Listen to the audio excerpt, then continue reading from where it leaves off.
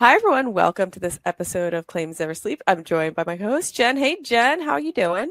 I'm good. I almost feel like more of the interviewee today on this one.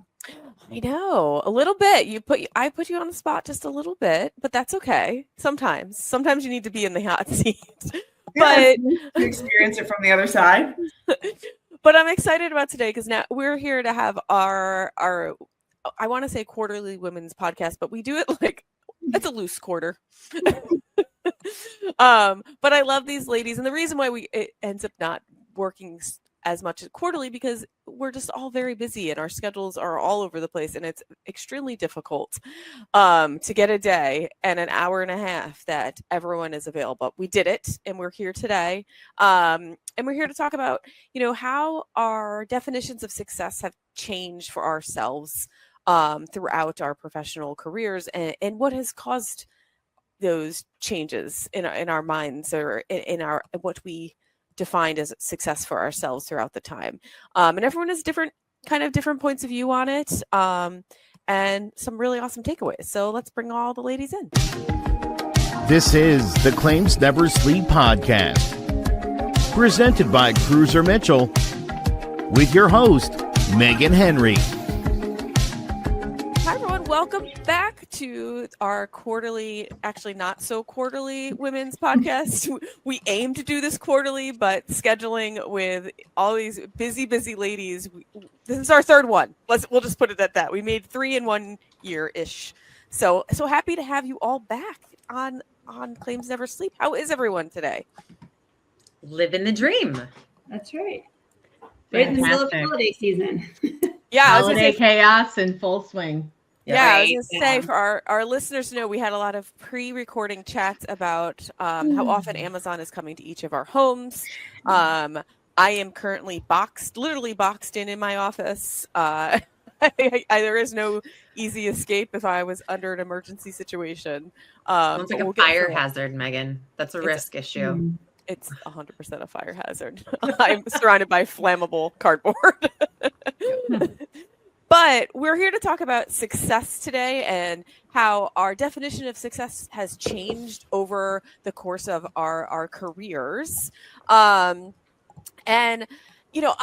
I'll start it off with this. When you first embarked in your professional life, do you recall at that point what you thought was like, okay, I just need to get to this point. I need to get to this goal. Like for me, it was like this far off goal of making partner. And I had no idea how I would do it. No one told me how to do it. But that was like, to me, that was like, okay, that's the goal that they seem to have set for us young attorneys, is that's what you should be striving for.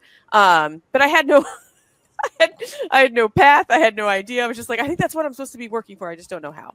But I'm curious what everyone else at the starts of their careers, what you had in mind.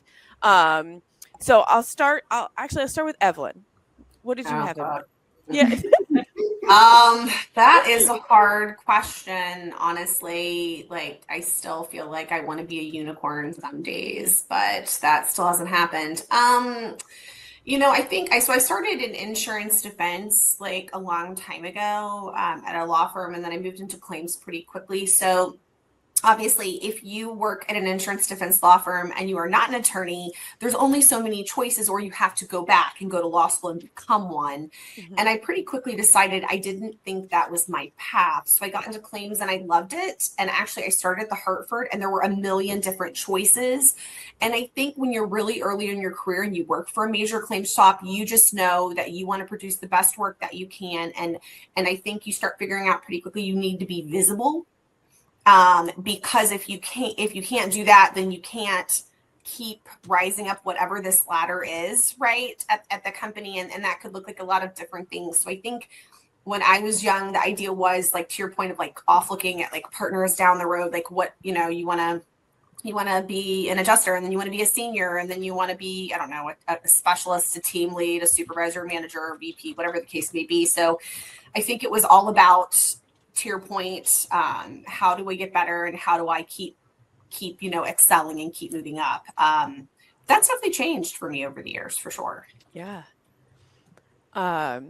And it's funny too, I think early on we have these ideas of like what we want to do, what we think we want to do, but don't really have much of a clue of what that even means too, or what that future job or position or role may entail. So Claire, how about you? Because I feel like you're someone who had defined goals throughout your entire life. Absolutely. So I think one of my favorite things is like when you're little or young in your career, excuse me, it is all about, I want to be a leader. I want to be a leader. Sexiest job in the world until you actually have to do it. So there's that misconception. So when you're like, yes, I'm in leadership. And they're like, oh, you have to deliver this news. Oh, anything that your team does is now your responsibility. Oh, you need to figure out how to message to your team. How do you know your team? Like you start to evolve throughout this. So I think there's like perception and then reality. And I think we see this in a lot of different areas. And I am grateful for the challenges that it presents and the lessons that we get to learn along the way from that. I look at our voice is super powerful of what we have spoken to what we want in life. So when I was little, I always wanted to be a senator. That was like, that's what I want to be. I am a senator at Drake University on faculty senate. I was not very specific into what I wanted to do from that. But, there's always some type of fun leadership role. But I think that, what does success looked like? I think I was always told that there are 3 different career paths. There's like, you start to build your career.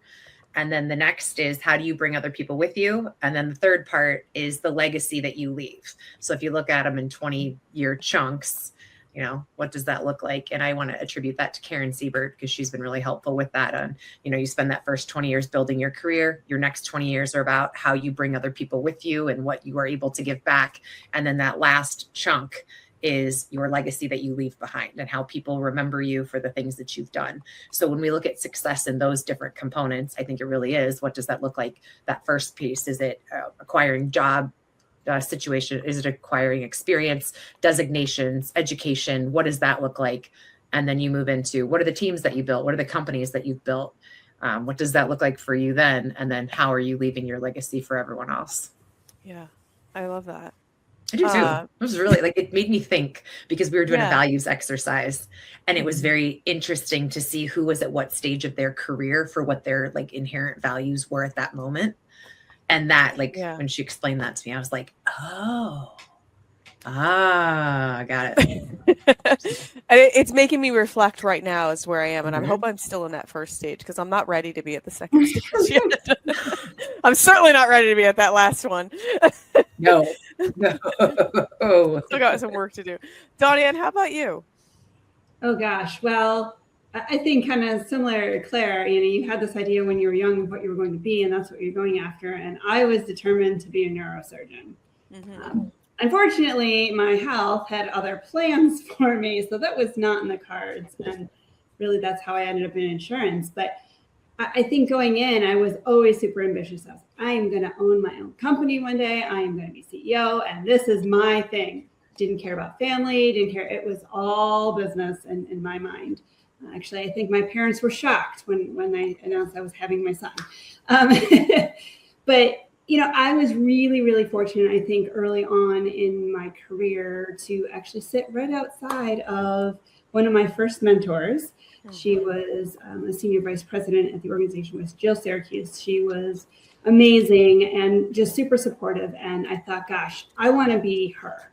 She just had it all put together and tough stuff. She just figured it out. And one of the things that she said early on that made absolutely no sense to me was that it's very lonely at the top. Mm-hmm. Right. And so at the end, it was oh my gosh, but you've got it all and you've got your career and you've got all this, right? And as we progress and kind of changing what our focus is and what those end goals are, it really resonates now and you realize it as you're in the midst of it. I'm certainly not where I want to end up now. I've got greater aspirations, but I can say I love my son. I love my family. I love the path that I've taken and the values that I've now have and learned along the way. And I'm not so sure I want to be that CEO anymore. Yeah. I mean, it is true though. You know, when you're at that very top position, like there's a lot on your shoulders too, and there's a lot of people relying on you, and there's a lot of weight on your decisions. Even though you have people advising you, and you're taking. I mean, ultimately, the decision is yours, and then you have to feel that too. Absolutely. So, Kirsten, what was yours? I feel like I'm pretty good. I can do what I want when I want to do it. Baller mom, literally footballer mom. I do what I want. I never miss anything for my son. I mean, off chance, you know, hey, I'm out at a conference with Claire. Maybe I miss a football practice, but I'm never gonna miss a game or something important. I remember, I don't know where the heck I was, maybe Claims College with Claire. And I remember there was issues with the flights, and it was a Friday and I was trying to get home, and Saturday morning early is Popcorn Fest in Valparaiso, which Popcorn Parade, Orville Redenbacher is from Valparaiso. So as president of Valparaiso Pop Warner, I need to be there to lead our 300 something athletes in this parade. It's a huge deal. And I was like, oh my God, I got to get home. And like, I'm hopping gates trying to find, like, nothing is working. And to the point where, I know this sounds awful, but I had to buy a first class ticket to get home. That was the only way I could get home that night. What if I didn't have that ability? I would have missed Popcorn Fest. Because I would have been stuck. Where were we? Boston? I don't know. And more. Yeah, and it would have, devastated my son, and I would have felt like I failed there. And that was good that I could do that. It wasn't worth it though. It really wasn't. I was like, what? But I own the firm, and they're going to be, we announced it to the firm the other night, but they're going to be putting my name on the door, and congratulations. my partner, Michael's name. Yes. So, we're going through designs right now and all that. And I just remember, like, when I came in, and my first 7 years of practice, I was plaintiff, work comp, GL, and then criminal defense. And, I switched over, and never having billed, never having done anything with insurance companies other than try to get money from them for my plaintiffs, And I remember sitting in my first review, and they're telling me how great I did and this and that. And, well, what do you want from this? And I was like, I want to own the place. And I think my one partner kind of like choked on his coffee. Like, he's, well, that's ambitious. And I said, that's what I want. That this I want more and more and more.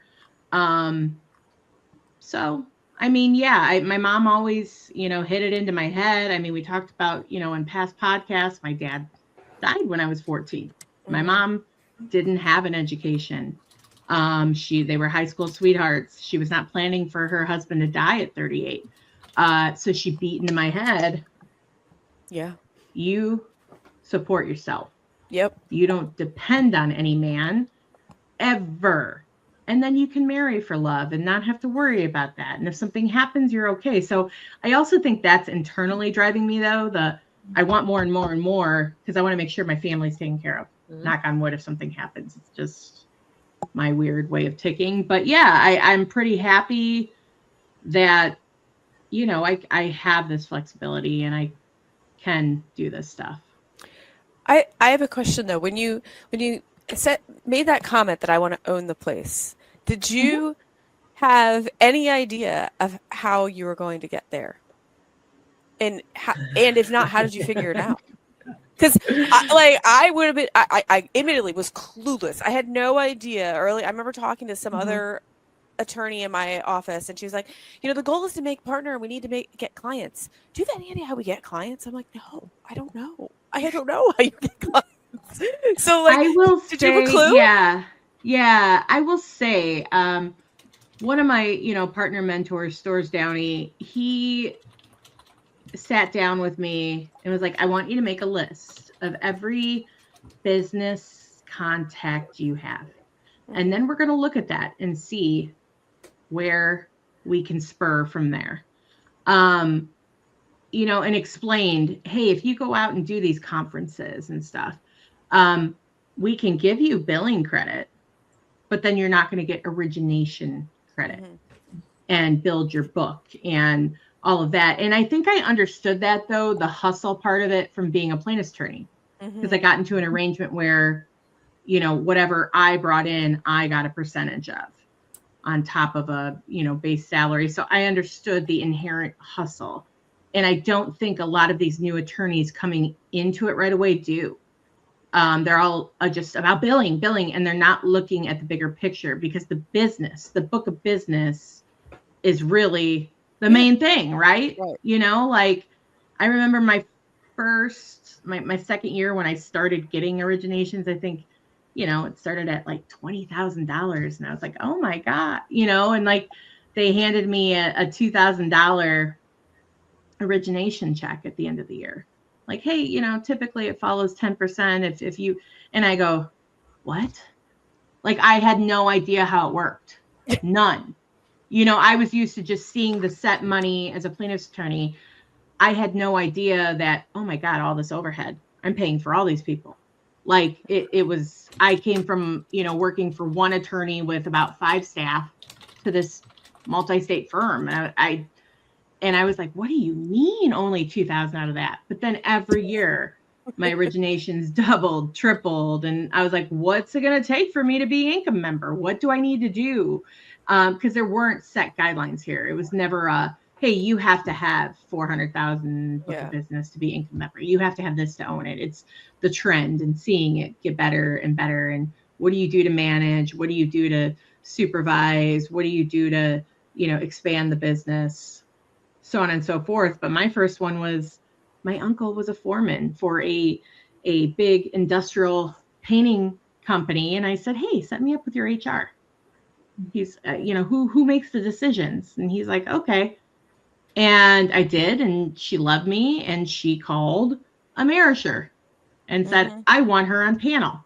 Well, they happen to be one of the top insured for Amerisher. So that, yep.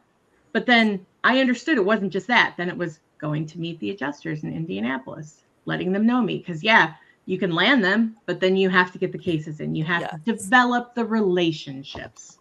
So can I make an observation? So, Kirsten, I've known you for a long time. And when Megan asked the question, like when you're like, I want to own the firm, I will say that has always been present from something that I would describe as extreme ownership. You have taken extreme accountability and ownership from the moment that I have met you, of showcasing like your personal brand, the organization, like all of your attorneys. You have taken this extreme ownership and accountability that it's never anyone else's fault. You just handle it and take care of it.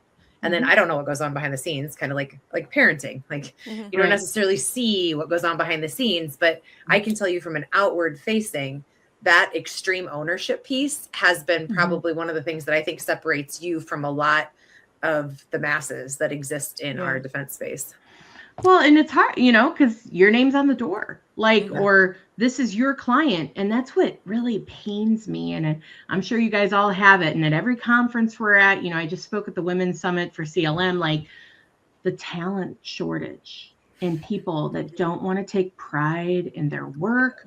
And it's just like, you give them these clients that are your personal clients that you work so hard for and you maintain, and they have no idea the hours I spent away from my son getting those clients, maintaining that, and they just don't get it and don't put the pride in that we do. So I do feel totally accountable for everything, especially, you know, now owning the place. Even my Illinois attorneys, like I know I don't have Illinois work, but I send Illinois work and they're in my firm.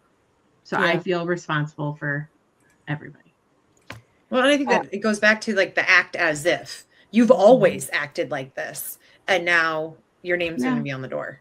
and that you've been an owner of the firm, but you've always acted like that. You've always the buck stops with me. I think it's taking pride in what you do. And I know everybody here does.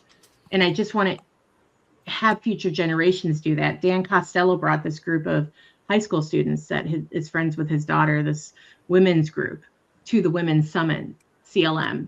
And it was so refreshing and exciting to see these high school girls there taking this initiative, listening to all of us women speak up there, our stories.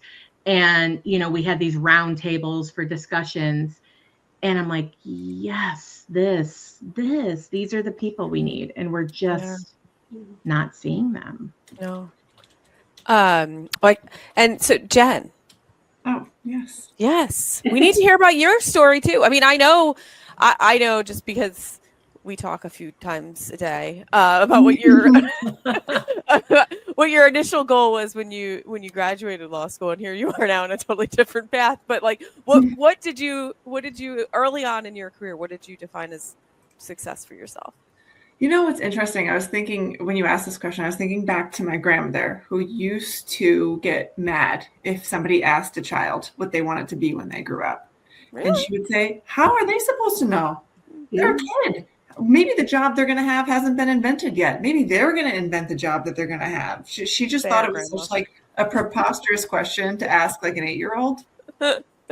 And I think she was on to something, right? Because you know, when she was born, things were changing so fast, right? Like the world was changing so fast that probably was correct. Like things that you couldn't even dreamed of happened.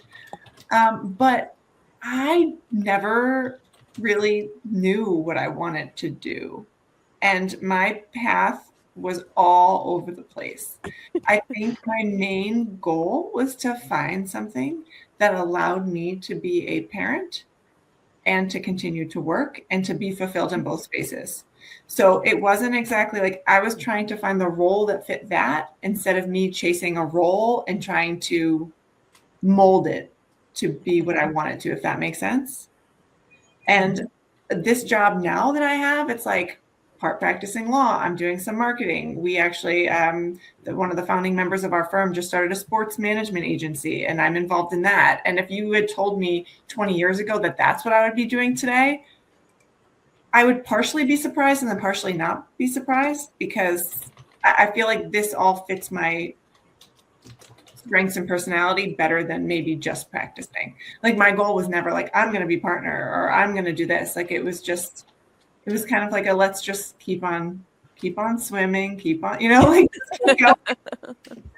and now that I'm older and my kids are getting a little older, I'm trying to like establish a 1, 5, and 10-year plan just so I have something to work towards. But like, I'm happy just being. Yeah.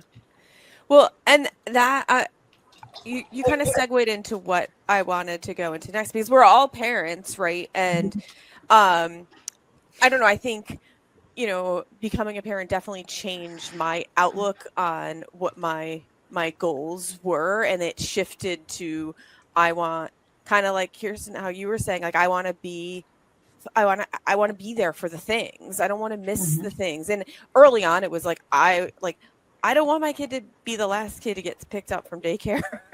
I at least want a few stragglers after them, like second to last even. But it you know, I went from like, you know, just billing, because that's what I thought I needed to do to get on the path, to be on the path I want to be. And then once the kids happened, I was like, well, I can't work like this anymore. So suddenly it changed, and I was like, I then didn't care so much about the partner stuff. I just wanted a job that made sense for my life then, so I wouldn't miss out on like this thing that I had tried really hard to get with my kids. So I shifted in my focus. So I'm curious to hear how things shifted, or if they did at all for you all. I'll start with you, Evelyn. Oh, we can't hear you. Oh, we can't hear you, Evelyn. Can you hear me now? A little bit. A little bit. It's very soft. So, So, I'm probably a little bit different than some because I married the military, basically. So I have had to, move back and forth across the country multiple times in the last 20 years. So, back in the day, I had made management by 27 at a major insurer and was pregnant and going to grad school at the same time at night. And then we were told, you're moving to Washington, D.C.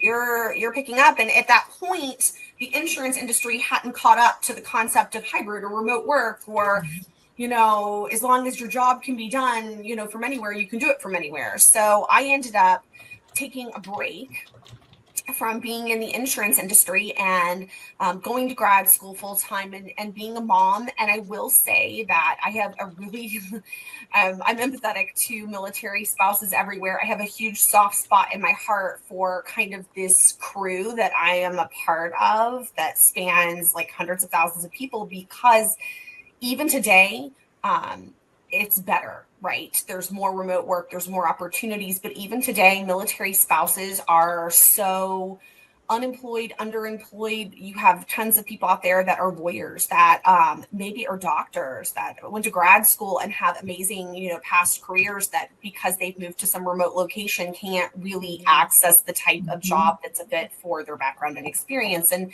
so for me, that played a huge role in how I got from where I once was to who I am now and, where I've come.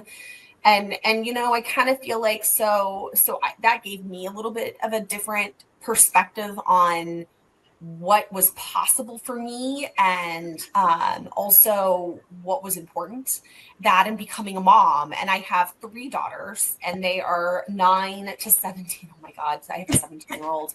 And, so I would say that kind of like I said before at the beginning, it was like, how do we get to the top?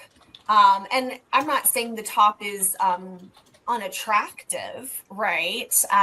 But to Claire's point, there's the stuff that you maybe know about and the stuff no one tells you until you're sitting in the seat, and trying to balance that out with also kind of being a military spouse whose husband travels a fair amount and has led major organizations within the service, and then also mom life. God, it's mom. Being a mom is actually the best job that I've ever had. That I've ever had, that I never knew I wanted, but also love dearly. But it is, I tell you what, it's long days between all of it. It is crazy travel schedules. It is doing, I think to Kirsten's point, doing the best you can to be everything to everyone, knowing that's never really possible. So instead, what you're doing is just trying to manage the flow, and wherever you are, you want to be 100% present for those people at that time. I'm not always going to be at every single thing for all of my kids because of my job or my, other, say life responsibilities. But when I'm there, I want to be all in. I want to fully show up for them in the moment, just like at work, something in the industry. I want to be able to be fully present for those things as well. So for me, I think it's just the ability to pivot and, a lot of caffeine. I'm very caffeine fueled during the week, but I really appreciate what you were saying, Jen, about finding a space that it's not just about what's the title on the door, right? It's also about what can you do with the opportunities that you've been given and the resources that you have, so that you can not only have a life you love or design a life that you love, but you can also make the lives of other people in the industry better than they would have been if you weren't there. Yeah. Yeah, and I love what you say too about like trying to be as present as you can, or be completely present when you're able to be there, because that is something I think we all struggle with. Because like, look, you can be at your kid's game and then you're like, oh, but I checked out early. Like, is anything happening, with work? And then you look down and check your email, and then you miss the shot or something. I struggle with that all the True. time. And then afterwards, like, did you see it? I'm like, I saw it. It was great. Beautiful shot. as moms, like, we don't want to let anybody down. Like, at least that's how I feel. Like, I don't want to let my boss down. I don't want to let my company down. I don't want to let certainly my daughters or my spouse down. So I'm always trying to be everything. And I'm going to say, so our family, we just got news actually that we are relocating away from Sonoma County. We are moving back to the Washington, D.C. area next year. So we are doing all the things right now. Claire's going to come visit. I think Kirsten will. I know Donnie and will. Jen and Megan, I'll just be a quick hop away from you. But yes, quick drive. I will say that just kind of increases like the overall stress because like we're trying to get the house ready and we have people coming over. And so in short, I had to take my daughter to her choral practice for the high school. And I couldn't remember which night the 7 p.m. show was. And I said to her, is that tomorrow night? And she looked at me in the car, just angry, and says, you don't listen to me. It's tonight. And I felt like crap. But I'm going to own this in front of the world because you want to know what? I'm not perfect. I forget. I'm very freaking busy. I forget shit sometimes. Yeah. And listen, I will say we were still there and on time at the 7 p.m. thing. But, you know, for me, as much as I want to be there for every single thing, like my daughters are getting older and I have to level set with expectations and also like educate them about where they're going to be getting into. It is a balancing act. And I had to say to her, one, I apologize. I'm sorry. I didn't remember. That's on me. But also, but sometimes two things can be true. And the whole world does not revolve just around your extracurricular schedule. I mean, I'm just saying, so, like she's old enough to like put it on a calendar and tell you what time it's at. Like, and you know, there's not great comms coming from high school kids, which I think is probably fair, right? But you know, we do the best we can with the time that we have. Yeah, I mean, I just think, you know, doing the best I can every day. And I'm laughing at what you said because yesterday I texted Megan at about 5 o'clock. We had meetings literally all day yesterday. Like we stood up at 3:30 for the first time in about 6 hours. And my husband thankfully was home and was like, can I help with pickup? And I said, yes, please. Can you go pick up our oldest daughter and her 2 friends? And I gave him the wrong location. And so then he called me. I've been sitting here for 7 minutes. Where is she? And I was like, well, where are you? And I was like, that's not where she is. He's like, well, that's where you told me. It's like, yeah, I know. Sorry, my bad. And so he had to drive. But, you know, if that's the only mistake I made all day yesterday, I'm feeling kind of good. Yeah. It's 2 weeks before Christmas, you know? Yeah. Right. And I'm sure that your daughter was fine. Probably your husband was the most annoyed of. Yes, but he luckily appreciated he saw how busy the day was yesterday, and appreciated that he probably should have also looked at the calendar to see where she was instead of just relying on me. So imagine that you do have that nice calendar in your kitchen. Skylight. Oh yeah, love it. Donnie, how about you? How did things shift, or did they shift when you had your son? Oh my gosh, my son turned me into a big mush. Quite frankly, that was awful. It still is awful. I think, well, you know, with Atlee, it's really been twofold. One is obviously he is everything to me, turned me into a puddle. But then making the decision to put my career higher than perhaps staying in a relationship that was just growing apart, not necessarily adversarial, really put me into that single parent mode, and to the effect of moving across the country where there were no other resources as well. So that certainly took it to a new level. Yeah. Probably the biggest thing that it changed is, one, I valued flexibility more for a similar reason that all of you are. You know, you don't want to miss the big events. You know, there was nobody else that I could turn back on to. Am I still a workaholic? Absolutely. Atlee will tell you, even when he's little, if we're in the middle of a queue at Disney and he's like, Mom, you don't have your work phone. And I'm like, oh, it's Memorial Day. It's okay.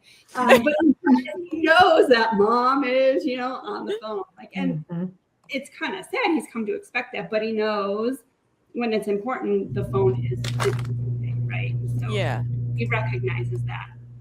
So the flexibility has been way more important. And I found a little bit more backbone. Like I always will hold my own, and I have no problem being in, you know, a boardroom or an executive meeting and giving my 2 cents, but knowing when to say no, because there is something important. And I've taken the heat for that in my career at times.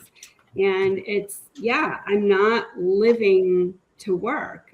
My son is where my priority is. He's 14. He's starting to grow apart, right? In another 3.5 years, I'm going to be, you know, approaching 50 and in an empty house with no friends because Allie is off in college. Well, he'll be working by then. He's already in college now. But, you know, Allie's off on his own life and decided mom's, you know, chopped liver and I'm moving on my own. So it's like, what do I do? Well, then I'll probably sink back into my career again. But, you know, it's that moment of, I might take a little bit of heat now, but it's something that isn't gone forever. You know, you have friends. We're all your friends. Yeah. I'll go about this. I'm so excited.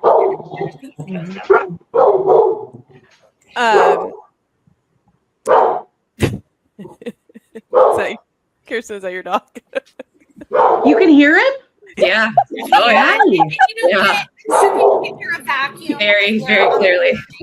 Oh my God. Why are She's like, I can't hear it. Why? I know. Why are my ear pods not working? Just mute yourself when you're not talking.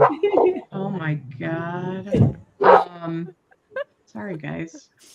No, I love it. Claire's cat walked behind her. I'm all in for the animal. Oh, yeah. I'm just so meatball. I'm just so like conditioned. All right, let me go get him outside. I'll be right back. So, and Claire, I want to pivot to you too, because you mentioned this before we started Sure. too, about when your daughter was young, she would sleep under your desk. So, yeah, I mean, there's a lot when we look back at this. So first of all, I want to give a big shout out to our moms. There were no groups talking about this. There was nothing. Like, I think about my mom coming up in the 80s, like there was nothing for her from a support standpoint. And so that I think is one thing. Like, I think our moms really did do the best job that they could in those situations for what was acceptable and what's not, because there's still a lot of that messaging that goes out there. And then you do the best you can with what you have. And I think that that's another thing, but we've also advanced quite a bit, I think, in the workforce. I will say at the TPA, when I became a mom, there was no pumping room or nursing room. And I got to go into the one stall bathroom where everyone pooped and try and pump for my daughter, which I will tell you was the grossest thing on the face of the earth. Well, you know, for the people that are there now, they all have a room. They have a dedicated room and refrigerator. Like, that is so great. A lot of us have had to come and kind of pillage that path moving forward. But would I change it? No. I've always been very career focused. Love being a mom. It's so great. And I am on kind of that like end cycle right now because she's 17. But there's also like you're setting the tone for what they think they can or can't do. So I like to approach everything from it's all figure outable. Everything is solvable. And that comes from having effective boundaries of knowing what you will and won't tolerate. And I think a lot of that ends up being hard for people because they can't place appropriate boundaries from a familial standpoint, whether it be in-laws, whether it be with a partner, whatever that might look like. It's easier to do them at work. It's a lot harder to do it when it's personal or family or, you know, the quote unquote feeling like you're supposed to be doing everything possible. Everybody's life looks very different. And so what that intentionality, like I'll pick on Kirsten for a second. I know she sits at the Pop Warner games doing all of the things, but you know what? I think it's also super powerful for little boys to see their moms busting their ass and knowing this is how you do it all. It doesn't just magically happen. Like, this is how we make sure that everything is taken care of because everything is figure outable. I think we've made some advancements. I think that it's done great, but I also am going to say the uncomfortable thing in the room, we're our worst enemy. Women shit on each other right and left with this stuff. Like, oh, you're letting the nanny take your son to the doctor instead of doing it yourself. Yes, because that is the only thing that I can do today. Like, I mean, I'm fascinated when we like start to tear other women down, where it's like, you have no idea the political dynamics that exist in that workplace for that specific woman. So come judge. But I hear this stuff all the time, and I'm always fascinated. And again, being on the other side of things where my daughter's very self-sufficient. We actually got to register to vote yesterday. Got a photo of her. So like, oh, but I mean, how'd you get there? A lot of, I don't know. I think back to like on Mother's Day, I usually own a couple of things that I wish I would have done differently. And at one point she was like, you got to stop beating yourself up. And she's right. Mm-hmm. I love that you made the comment about little boys, and seeing their mothers being that really a dominant figure and figuring out and taking charge. One of the few things that I remember as if it was a picture on my desk is when Atlee and I first moved. We were in Minnesota for a couple of years, and I'm doing some stuff around the house and construction related, and he just kind of walked into the kitchen totally confused, and he's like, how can you do that? And I'm like, because I can do that. And he's like, but I thought Dad did all that stuff. That's what Dad do. And I'm like, oh no, moms do it too. And to this day, he's just always, he's not into the construction. He likes engineering and the electrical and things like that. But he just sits out there and he'll be like, my mom does that. Well, I think it's hugely important for boys to see moms being successful badasses. We know, the girls know that we're awesome. Yes. It's different when you start to look at the different genders. And especially I think about how we've all grown up or what influences us or what media shows, because it is changing our brains on a regular basis. And we don't necessarily see how the implications are going to show up. We will in the next 10, 20 years. But I think it's huge. There is nothing that makes me happier than when they have asked Kirsten, well, why do you have to do that? I think it's so powerful when you get to have a voice and shape how other little boys are going to grow up, knowing that, it's work. So you figure out how to help along the way. Yeah. Not my job to figure everything out all the time. Mm-hmm. You can help too. It's still, though, every day just rearing its ugly head. Okay. I signed up, they voted me in again to be president of Pop Warner for a second year. Stop doing a good job at it. That's your easy stick out. Done. Why? And I could have stepped down, and I said to my husband, are we going to get divorced if I do this again? And he's like, fair question. Yeah. He's like, you have to, because you put all this time and effort and you change the whole scape of it, and some idiot is going to come in and just blow it to pieces, and then you're really going to lose your mind. Then you'll be doing more work than if you were just president. Accurate. So I'm like, okay, and we're at I don't know, some team party, and I don't know, Brian said something like, my husband said, oh, did you see I got the laundry done? And one of the men go, oh, that's cute. You do laundry? Now, I mean, to be fair, he puts it in piles on the bed a lot because he doesn't know where to put my stuff. And then I go on a scavenger hunt. Where's this? Where's that? But I appreciate the effort. And, it came a few years ago. I was like, I need help. I can't. I need help. I need help doing this. So Jack sees Dad shares these roles with me, but then Mom also, I will still make lunches for Dad at night. And my neighbor ladies are like, what? But I'm Greek. That's my language of love. I feed my boys. But I mean, I think the women though are worse than the men. It's kind of like you expect it. Yeah. But there was a group of parents that were just very toxic this year, very screaming at coaches, berating them in front of kids, not okay. And I got to the point where I had to suspend them and then actually file police reports because they were not following that. And this one woman is sending me threats of physical violence via text. And I'm like, come on, lady. I'm like, okay, I was like, I'm seriously just going to the police just so there's a record of this, but I'm not threatened at all. But here's your restraining order to stay away from the practice site. That you did this to yourself. And so I put out this end of year survey to make the parents feel heard, but also tell them, hey, there's spots on the board if you guys can do it better. And this one woman, I know exactly who she was. It was anonymous, but how she identified what teams her kids were on, I knew it was her. She was one of that group, and her comment was, how can the board do better next year? And it said, put men back in charge of football. Wow. This woman that's very interesting. Yeah. Why do we, and I don't mean the collective we here, right? Uh-huh. But why do women undercut other women? Yeah. You've got enough problems. This woman also works at a battered women's shelter. Oh. Yeah. Ew, Gross. right? Yeah. Gross. Mm-hmm. I hope she's like behind the scenes there, not the yeah, front right. lines. I'm like, your poor sons.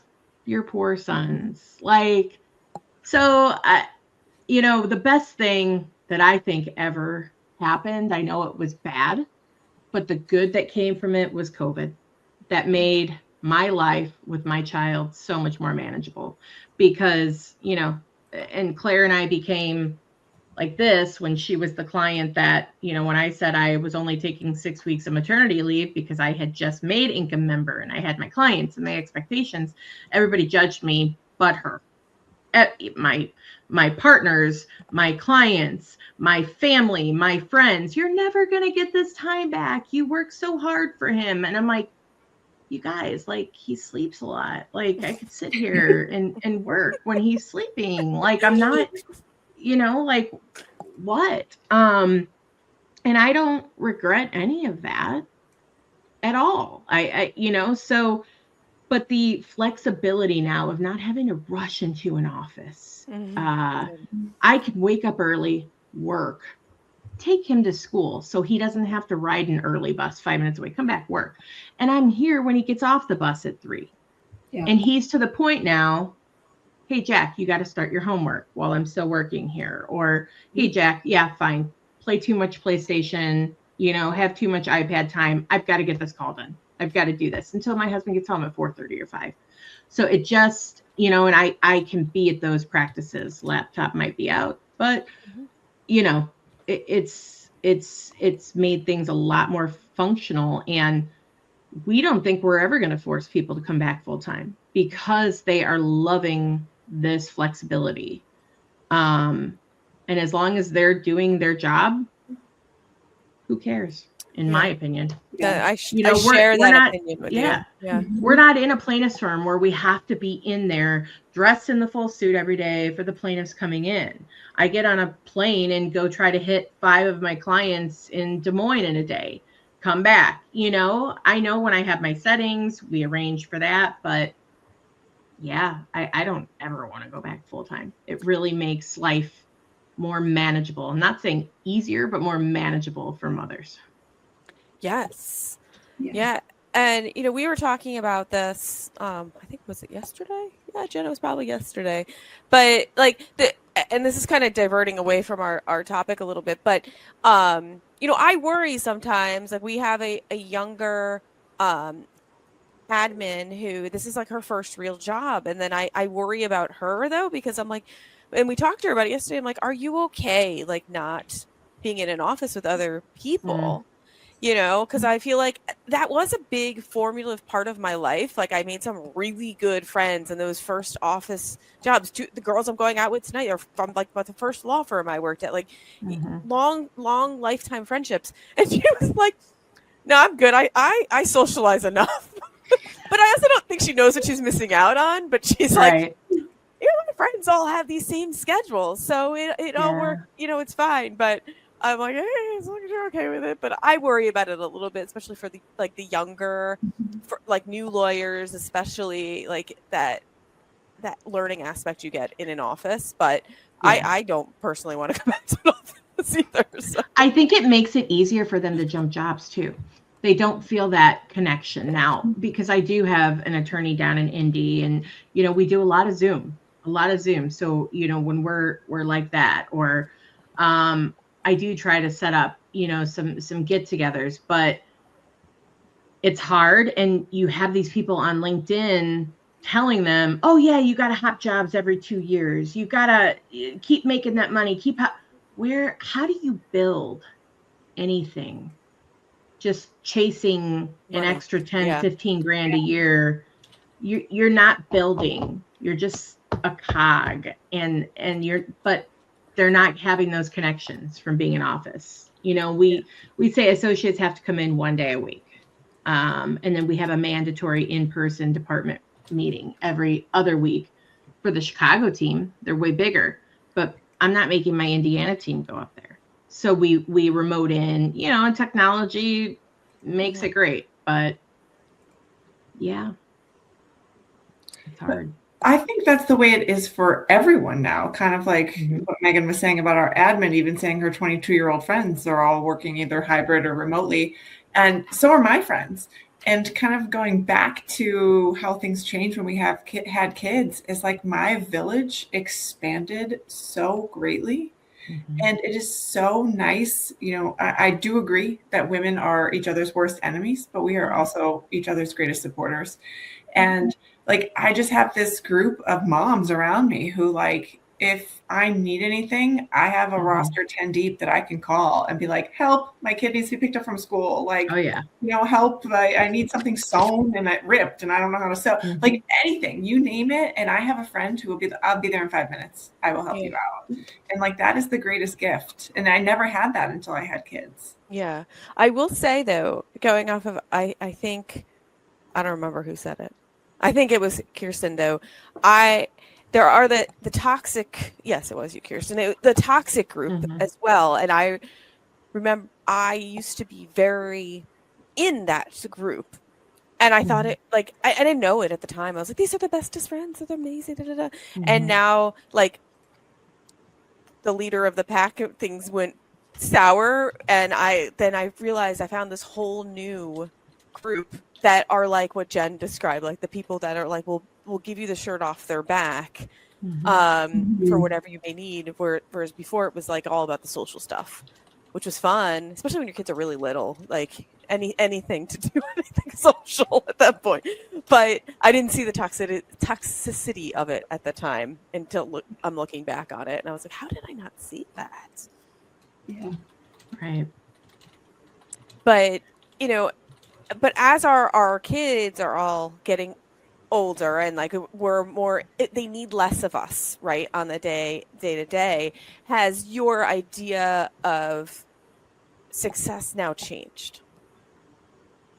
And I'll start with you, Claire, because I know you have to hop off in like 4 minutes, and we might not close up in just 4 minutes. Yes, no, absolutely. I will say that my definition of success is freedom. And it has, I think it's always been just my background upbringing. It makes total sense. But the freedom and the flexibility to be wherever I want, whenever I want. Like laptops were a huge advancement. Yes, we're that old where there were times where we didn't have laptops to be able to go and work from anywhere and do anything. And, you know, I'll go back to like Kirsten's point on like the COVID thing. It really changed a lot, but everything is possible. But the freedom and the flexibility to choose where I want to spend my time, my energy, and my resources personally and professionally.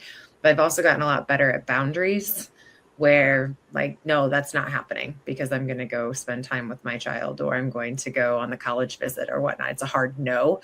And the more that I give hard no's, like I've never gotten pushback. I'm always fascinated by that. I don't know why we fear like I don't know, like we're pleasers. We're people please. We want everybody happy. And yes, but it's the only person's job it is to make me happy is me.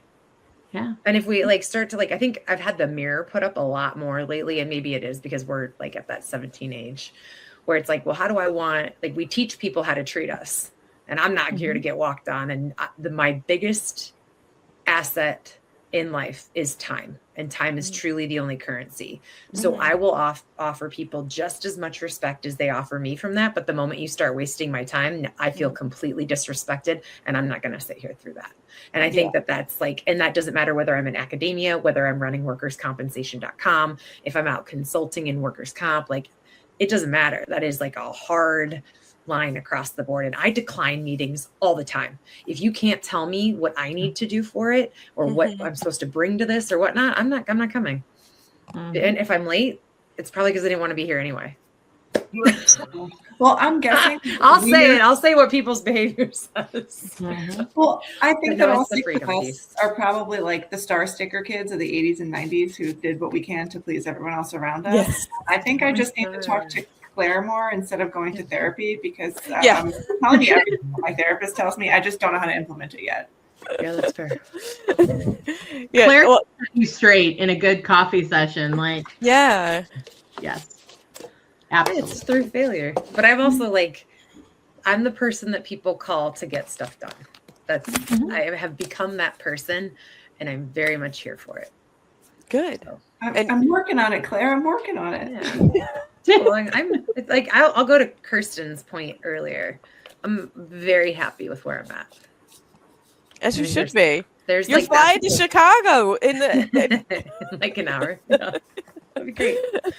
for a That'd be funsy great. weekend. I love it. Yeah. Yeah. It'd be great. So Well, how about you, Evelyn?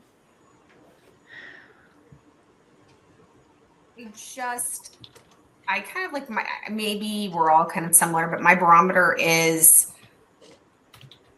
does something fill me or does something drain me?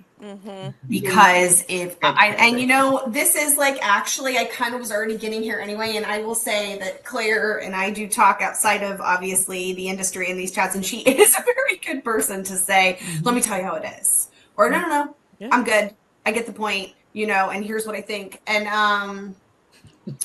I feel like time is our only currency. It is limited. It's a finite resource. I agree with that. I also think that young women by society are somehow taught that there is a specific definition of success and you need to follow a particular 1, 2, 5 paths to get there, that your life should look a certain way for you to be in with the in crowd. You want to know what? I am not trying to keep up with the Joneses. I am not trying to be someone else's definition of what they think success looks like. It's like I said, is this something that brings me joy? I'm kind of Marie Kondoing life at this point. I'm going to embrace whatever the thing it is, and I'm going to decide, is this joyful? Is this necessary? Do I bring value to the table? If I don't, I'm out. And that's not me trying to be nasty or mean. I just think that we have to respect ourselves, one, if we want anyone else to respect us. And so I think that's a thought. And then I also think for me, the other thought is I used to care way too much about what everybody else thought about my choices and how I spent my time. And I'm getting away from that because there's kind of some saying out there, and I swear to God, I don't know who said it, but it's the idea is like, if there is someone who's critical of you and your life decisions that are bringing you joy, think about that for a minute, because if this is not a person that you would normally reach out to for life advice, why do you care about their unsolicited critical opinions of you? You should not. Yes.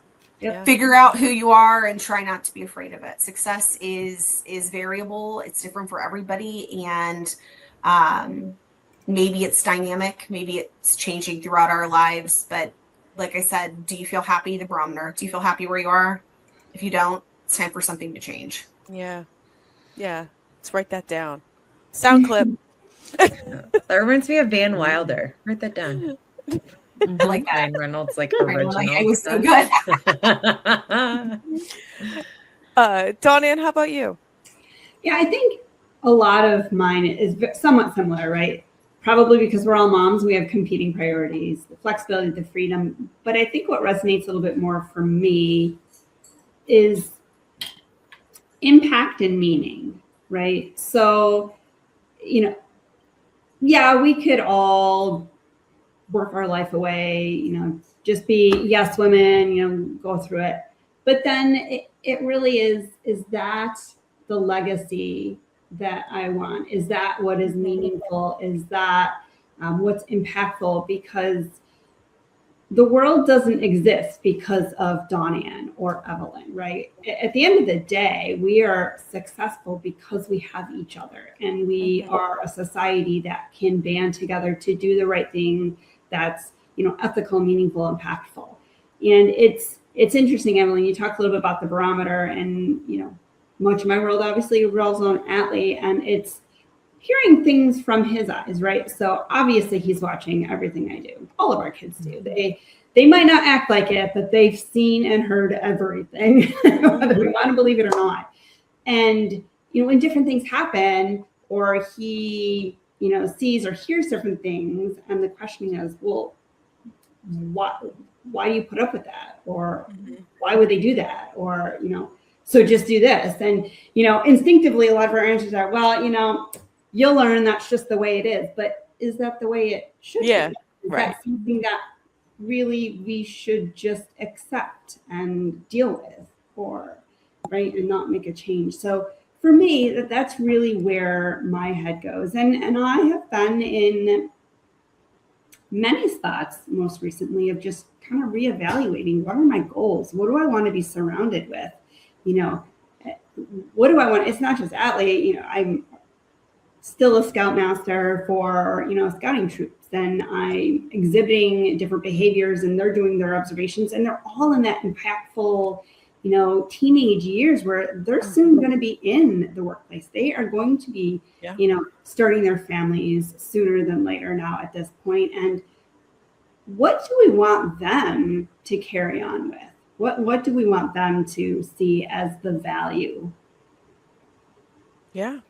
And I often think about that as well, and sometimes have a panic because I'm like, am I doing enough? Am I teaching them enough that they're going to be good people later? Yeah. Also just the unspoken things that they're observing or they're seeing. I'm like, I hope I'm doing okay. Sure, you're doing fabulous. Yeah. That's so normal, though. We all feel like that, right? Like, we always wonder if what we've given them over the first 18 years, whether it be time, setting the example, the advice, whether it's going to be enough. But I think that that's like also the pendulum swinging. They're going to swing away and be like, you are ridiculous. Like in college, you didn't know what you were talking about. I don't know. And I feel like boys and girls, I only have girls, but I do have a brother. They come to the realization that mom and dad were good humans and kind of knew what they were talking about at different ages. So I've heard, and I'm really keeping my fingers crossed, that for daughters, it's earlier than it is for sons. Daughters apparently kind of at the end of college start saying, hey, maybe mom did really kind of know one or two things. And I think sons, it's to be in their mid-20s, but I'm holding out hope. As you're in those teenage years that are so lovely. They're hard. I'm not gonna lie. Yeah. Kirsten, how about you? I tell my son all the time when he gets aggravated, when I'm, he does something at school, gets in trouble. I'm like, okay, no PlayStation, whatever. Or he tries to lie to me about it, and then I have to interrogate him. He's I'm in trouble, guys, because he's 7. Yeah, he's 7, and it just comes out so convincingly. And I'm like, that's not true. And I'm going to find out. I always do. I said, my job here, I said, I need to make you a good human, a good little human. Yes, I want you tough. I want you to stand on your own feet. But my job is to make you a good human. So, it's hard. It's very hard. I asked him, I said, Jack, do you want me to be president of Pop Warner again? He said, yeah, it's cool. I get to be down there on the field when I'm not playing.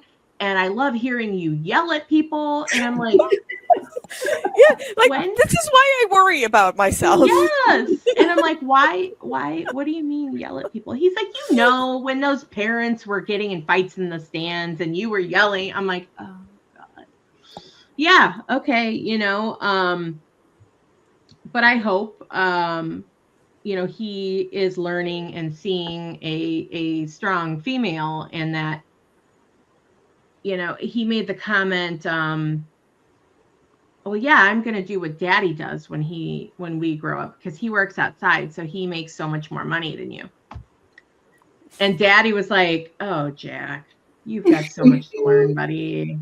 He's like, your mother doesn't have to go out in this. Your mother doesn't ache at 45 with 2 shot shoulders and knees. He's like, and it took my husband a long time because he didn't come from that. Okay. Mm-hmm. His father was the truck driver. The mother, she was there while his dad was over the road.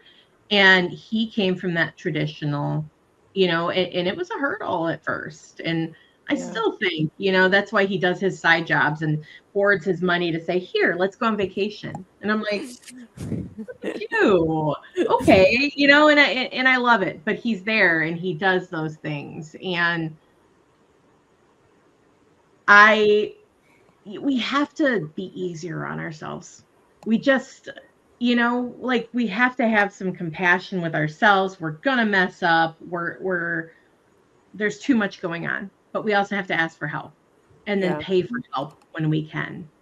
Okay, guys, Shutterfly, if you don't use it for Christmas cards, that's the only thing that makes it possible for me to get out the amount of Christmas cards like I do, because they have an address book feature. Yeah. And you can save your addresses and they will send them out for you. Like, they do that. They will stuff them and send them. And you can send a text to your friends that says, please update my address book. It's so worth it. I can't stress it enough. But even do Christmas cards this year or last. Right, because you don't have time. Forget it. Yeah, that's the only way I could do that.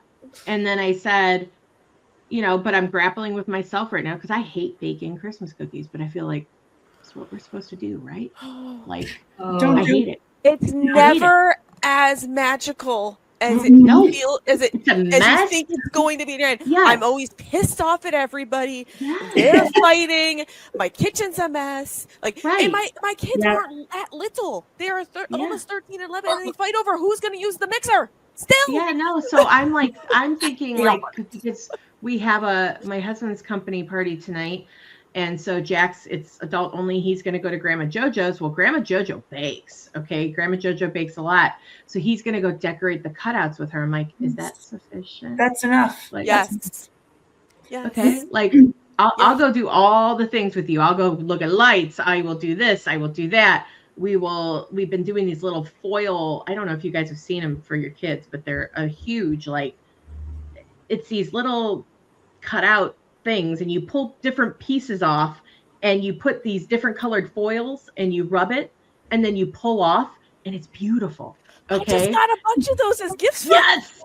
They're amazing because it also calms my mind. So I'm sitting there with him last night. Shop. I was like, that looks like a good idea. Yeah, they're amazing. So we're sitting there making little Christmas ornaments last night, so you just got to do what works for you. Yes. And not be what it's supposed to be. And I'm still struggling with that every day, all day, but I'm trying. And I'm not doing the damn cookies this year. I'm not. I think your volume's off again or something. I think you were trying to talk and I couldn't hear you.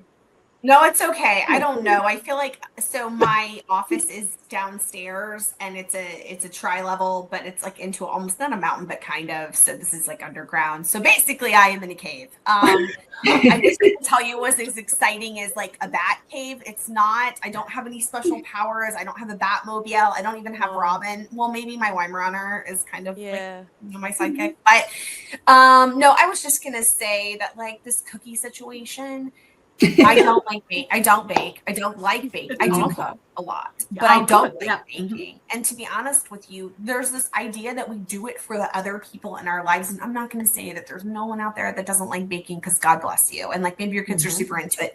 My kids pretend they're going to be into stuff like that. We have to do it. So you take it on yourself. It's part of the mother load, right? That we're doing. And then they leave after 6 minutes. And then I got a big mess. And all this stuff that started, that then I'm a person that's once I've started something, I gotta finish. Well, and that's a positive quality. decorating bells by myself, and they're all like sleeping the sleep of the best sugar plum fairies. No way. Here's what I tell you do. If you feel like, oh God, we need to give out the cookies, whatever, I want them to look and taste good. I don't think that there's any shame in going to the local bakery and getting the cookies. And then, because people are going to still love them and taste them. Yep. It's not like you put on the cart, I bake these just for you. If they think you did, okay. If they don't, fine. And then at the end of the day, if you feel like you do need people to think you baked them and they're coming to your house, maybe just, I don't know, throw some flour on yourself. Like the Rice Krispie commercial from like the 80s or 90s. Do you remember that? Yeah, like kind of. Like, oh, I slaved over a hot stove all day. To be honest, no one is eating the cookies that have been decorated because they have so much crap on them. Oh my gosh. We don't even get to decorating. We get through baking them, and then Allie is over it, and he's like, that's fine. I'm going to eat them all plain. No frosting. Yeah. No, and they won't even last anyway. So. Or a good little tip I found, some of the local bakeries will offer little cookie kits. And they're pre-made cookies with all the decorations, and I still even hate that. I hate the mess and the it is messy.